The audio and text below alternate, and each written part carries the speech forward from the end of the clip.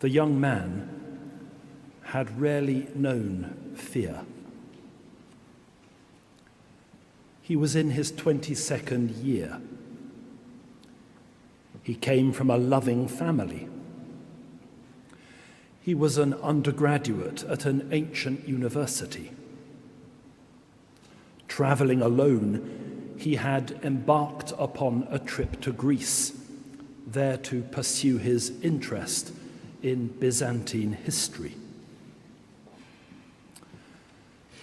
Yet we find him not gazing at frescoed walls in Thessaloniki or downing copper jugs of Retsina in an Athens taverna.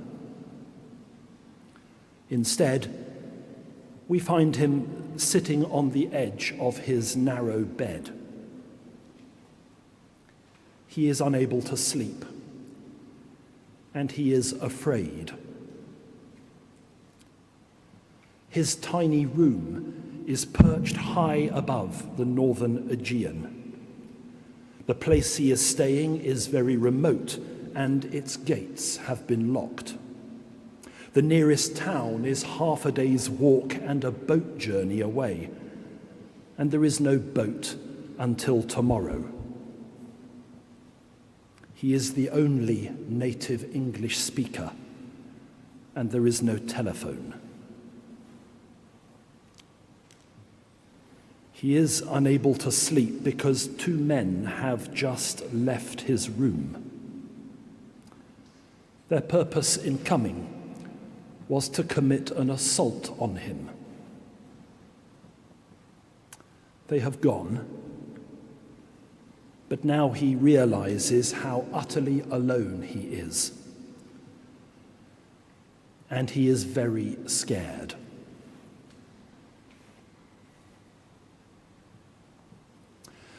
The young man was me. I have told the story before, and while I apologize to any of you who have already heard it, I am not apologetic about telling it. I do so, I hope, not to be self-indulgent, but on this Safeguarding Sunday, to make the point that vulnerability to the malign intent of others is a condition in which any of us may find ourselves. The young, the old, and those whose mental health is compromised are vulnerable, certainly.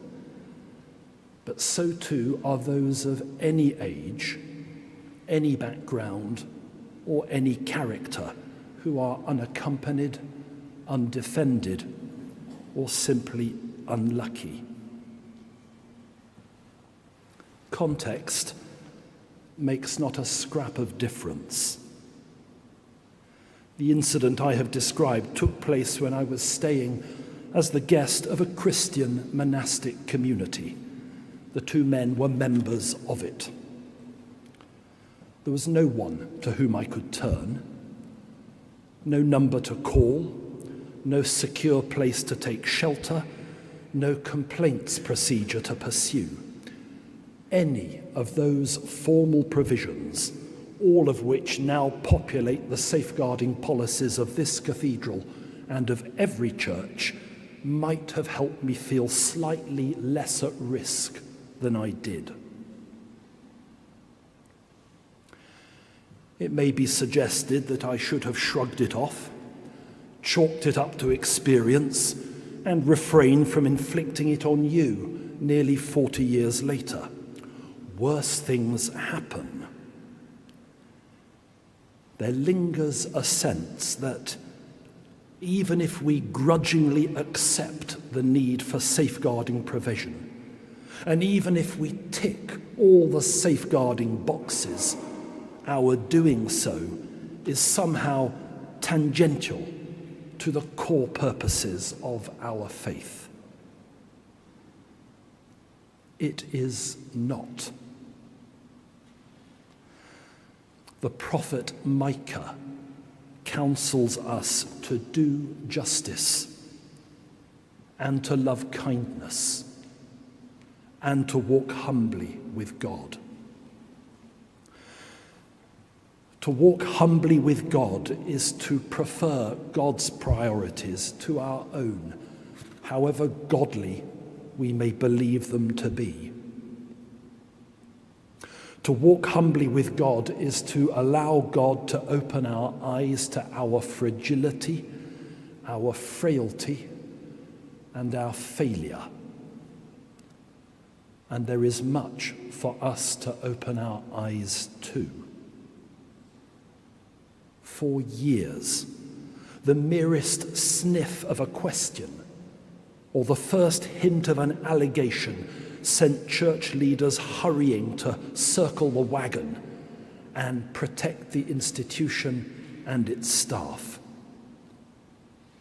Far too often, we have reacted with, at best, ostrich-like complacency to those of our own who have posed a grave threat to others.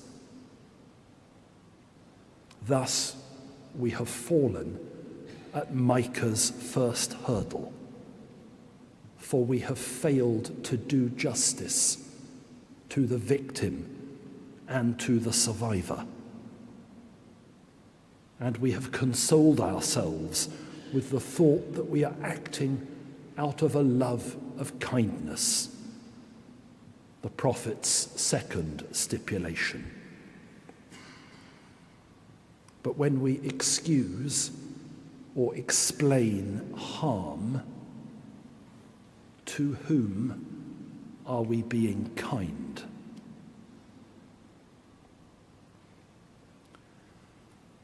We cannot live out the great commandment to love God and love neighbour if those who would harm their neighbour find a secure hiding place in our common life. Terrible things have happened in the churches, as in all our best-loved institutions. You and I share a responsibility for ensuring that they cannot happen again. That's the great commandment, right there. When we do whatever we can to ensure that the vulnerable are kept safe, remembering, if my experience is anything to go by, that any of us can be vulnerable. That, surely, is the bare minimum that loving one another requires of us.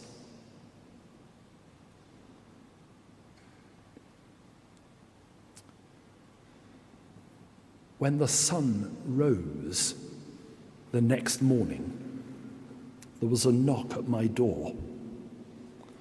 Very cautiously, and without opening it, I asked who it was. It was another pilgrim, older than me, who I had briefly met the previous afternoon. He was leaving early to walk to another monastery, he said. Would I like to walk with him? We set off together. His knock meant that I never saw those men again, and I have never returned to that place.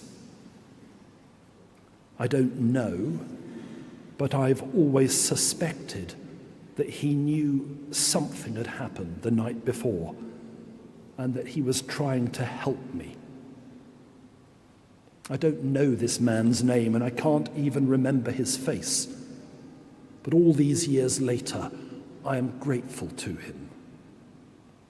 And I remember the words of the author of the Epistle to Hebrews, that sometimes we encounter angels without knowing it. I hope that nothing I have said causes you distress. But if it has, please don't be alone.